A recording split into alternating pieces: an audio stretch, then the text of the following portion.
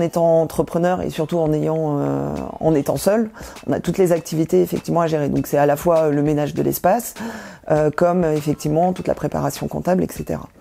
Ce que j'ai fait à un moment donné, j'ai repris ma casquette de sophrologue, mais pour moi, et du coup je me suis dit, ok, les trucs qui me saoulent, c'est comment je le vois en fait différemment.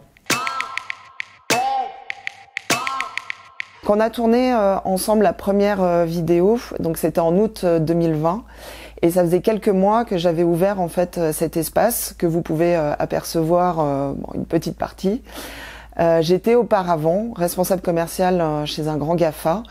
Et puis, on va dire quelque part du jour au lendemain, j'ai souhaité en fait me former en sophrologie. Et en final, en allant plus loin qu'une passion, c'est devenu mon métier. Et aujourd'hui, je suis sophrologue. Le premier tournage m'a permis de rencontrer en fait des nouvelles personnes, des personnes qui ont pu visionner, qui se sont retrouvées sur quand j'expliquais Madame Parfaite. Je voulais me forger en fait une image. C'est ce que je me suis rendu compte.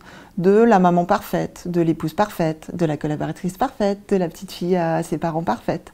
Donc vraiment ce côté perfectionniste à fond. Donc j'en ai eu plein de madame parfaite et de monsieur parfait qui sont venus et qui ont adoré en se disant bon bah ok, t'étais madame parfaite, moi ça me plairait comme toi de changer. Et depuis chercher en fait à plaire à tout le monde. Quand le Covid est arrivé, ça a énormément freiné mon activité, alors que les premiers mois, je l'ai vu décoller, et même le mois juste avant en fait le Covid, j'arrivais en fait à couvrir mes charges. Mais quelque part, c'était positif parce que je me disais c'est possible en fait. Donc en gros, lâche pas. Et je vois par exemple des personnes qui venaient tout au début en fait des liens, qui viennent aujourd'hui que maintenant en fait. Donc il y a vraiment eu cette latence pour refaire venir des gens. Et je m'en rends compte aussi d'un point de vue communication, c'est pas si évident. Donc c'est vrai que je communique énormément sur les réseaux sociaux. J'ai une vitrine qui est quand même énorme, donc ça permet de faire venir des gens.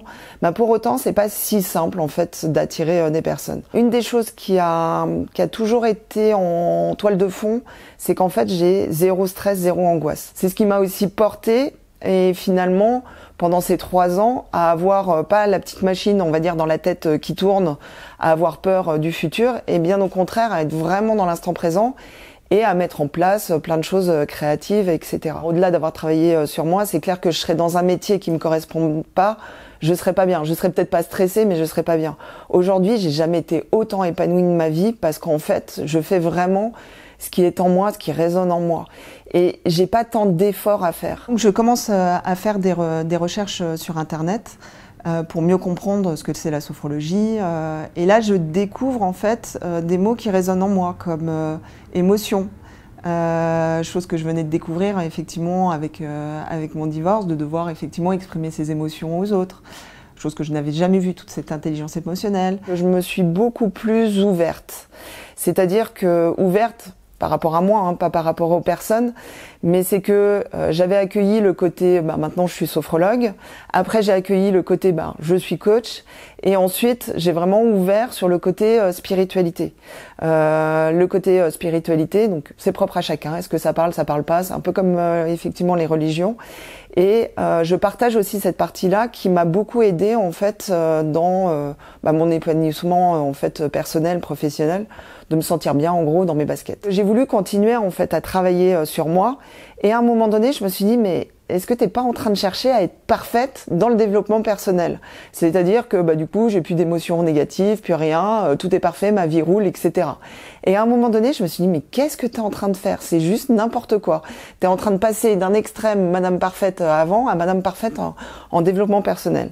Donc je m'en suis rendu compte, ça m'a fait plutôt sourire.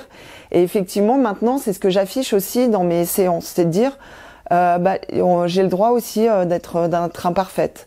Donc je peux avoir une pensée, effectivement, je peux avoir des colères, etc. Et ça fait partie de ce qu'on est. On est humain, donc on est imparfait, même quand on travaille en fait sur soi. Aujourd'hui, être entrepreneur, en fait, c'est là où c'est marrant, c'est que je me dis, ça me correspond totalement. Alors qu'il y a des années, je disais, jamais au grand jamais, je serai entrepreneur. Donc c'est assez drôle de voir comment on peut évoluer. Moi, ce qui me plaît surtout, c'est effectivement la liberté. Je peux faire mes horaires tel que je le souhaite. Si je décide de bosser un dimanche, si je décide de pas bosser un matin, Voilà, je fais vraiment ce que je veux et j'adapte par rapport à moi, mon propre rythme biologique. Il est vrai, et les gens qui me suivent ici le savent, je suis pas du matin.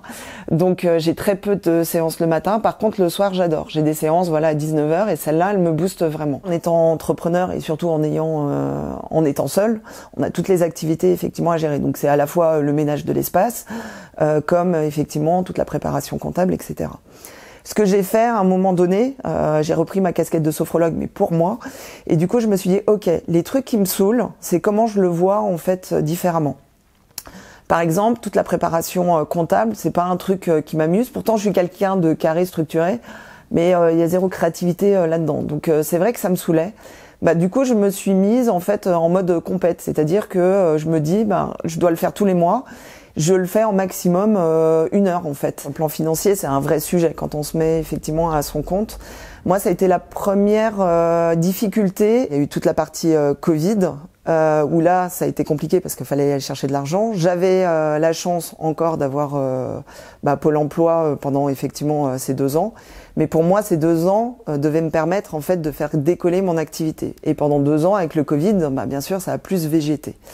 Donc c'est plutôt après ces 2 ans, donc on va dire depuis 1 an, où là c'est beaucoup plus compliqué. Donc je continue à trouver des solutions un peu à gauche à droite, il y a les privatisations, il y a des aides, il y a encore des choses. Mais c'est vrai que l'aspect financier est encore compliqué parce que l'entreprise n'est pas encore rentable. J'ai eu la chance pendant toute la première partie de ma vie, à la fois mon enfance et puis jusqu'à ce que je sois salariée, de pouvoir vivre très confortablement. Aujourd'hui, comme effectivement j'explique que l'entreprise n'est pas encore rentable, je fais très attention. Donc c'est vrai que par exemple je ne voyage pas ou même plutôt plus depuis 3 ans. Chose qui ne me gêne pas. Parce qu'aujourd'hui, ce projet que je vis, cette entreprise que je vis, j'adore en fait. Et je me dis, mais c'est pas grave si je fais pas de voyage là maintenant, parce que ce que je vis est juste génial. La deuxième chose aussi qui est intéressante et que j'avais pas vu venir, c'est effectivement l'impact par rapport à mes enfants. C'est-à-dire que oui, dans un sens, ça m'ennuie parce que je peux pas leur faire certains cadeaux, etc. Mais de l'autre côté, je pense que c'est bien de voir en fait que l'argent tombe pas tout seul. Jusqu'à présent, c'est ce qu'ils ont vécu en fait en grandissant. Là, se rendre plus compte de la valeur de l'argent et de la nécessité, de bosser. La limite de temps, je me l'étais mise en fait il y a un an et finalement en disant dans 6 mois, si je suis pas au rendez-vous, à ce moment-là, faisons en sorte que j'arrête l'activité ou que j'arrête juste l'espace. Et je me suis rendu compte après que c'était pas la bonne approche, parce que à se mettre une limite de temps, ça met une certaine pression et on est moins dans l'instant présent. Donc du coup, ça j'ai arrêté. Je me suis dit, on verra effectivement comment ça se passe. Et aujourd'hui, je me dis, j'ai une vraie chance d'être là. Ce lieu, il est incroyable. J'adore tout ce que je fais.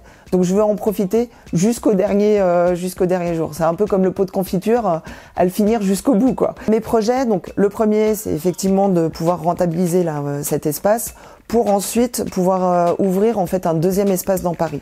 Et puis toujours d'être dans l'accueil en fait peut-être de nouvelles choses.